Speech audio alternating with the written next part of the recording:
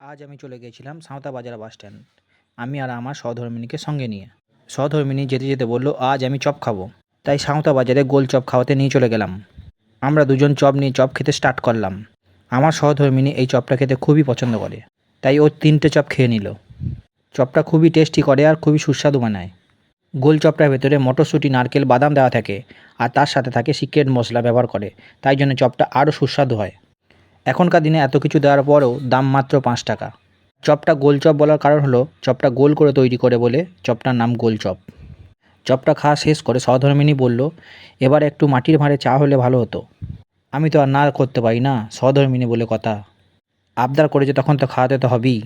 তাই চায়ের দোকানে নিয়ে চলে গেলাম। দুটো মাটির ভাঁড়ে চা নিয়ে নিলাম আর তার সাথে নিলাম মিক্স ছোলা ভাজা নিয়ে নিল। চা পান করে আমরা দুজন বাড়ি চলে যাই আর তোমরা মিনি ব্লগটা দেখতে থাকো। সাবস্ক্রাইব করে দিও।